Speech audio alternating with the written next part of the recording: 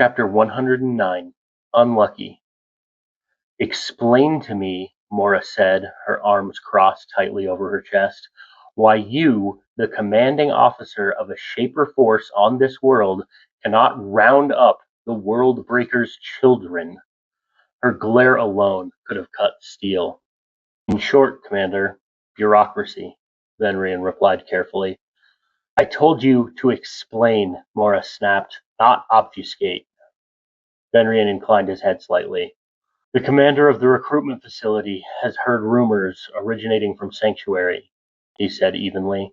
"She has requested clarification from you repeatedly, dozens of times in fact. When I arrived to assume custody of the individuals who surrendered themselves, she refused transfer authority." Mora's jaw tightened and her fist clenched. "She is holding them," Venrian continued, "until you personally address her concerns." Silence stretched.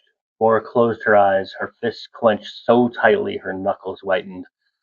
The faint scrape of her teeth grinding together filled the room. "Would you like me to arrange a meeting?" Venrian asked. "No," Mora growled back. The word landed like a hammer. "What have the other ones told you?"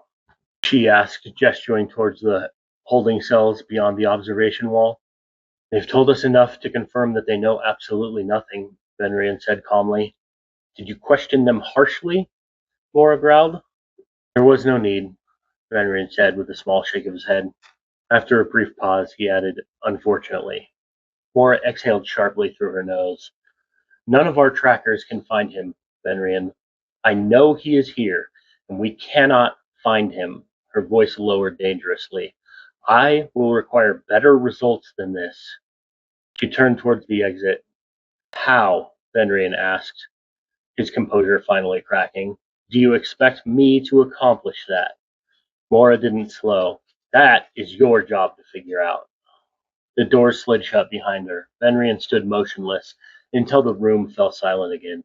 His breathing gradually steadied. He had nothing, less than nothing. The children, already in custody, were useless. The remaining recruits Rylan had gathered would likely prove to be the same. Intelligence failures stacked upon operational collapse while Sanctuary's forces closed in from beyond. He needed some leverage, some hint, or failing that, to take action, anything to quiet the growing storm in his mind. He left the chamber and walked the ship's corridors without direction. Personnel moved aside instinctively as he passed. He acknowledged them absently, thoughts turning faster and faster and growing darker with every step. As he rounded a corner, he nearly collided with Selfish. She recoiled immediately. "Oh, Commander, my apologies." "Selfish?" Venrian said, studying her. "Are you still reporting directly to Commander Mora?" "No, sir, not directly." She straightened instinctively. "But I am honored to assist with the incursion and serve the Shapers," she added quickly, professional and polite. "Your ambitions still lean towards command, don't they?" Venrian asked. She hesitated briefly, then nodded. "Yes, sir." "Yet you appear troubled." Selfish looked down before she could stop herself. "Oh, not troubled," she said quickly. "Just adjusting, Commander. It's not what I expected." "In what way?" Venrian asked. She hesitated again, weighing risk against honesty. Venrian's reputation for calm professionalism worked in her favor. "It feels," she searched for words for a moment, "more confrontational than I imagined." Fenrir regarded her silently. That alone encouraged her to continue. "Commander," she said quietly, "do you truly believe the Shapers are what we claim to be?" His eyes narrowed slightly. "The Shapers are powerful," he answered diplomatically. Selfish swallowed. "But are we good?" she asked.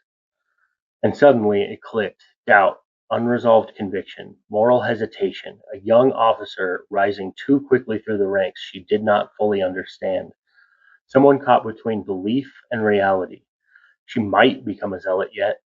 More likely, she would become a liability. Or, at best, a tool. An idea formed instantly. A way to flush out the world breaker. A way to expose the sympathizers. A way to force hidden enemies into motion. Venrian smiled.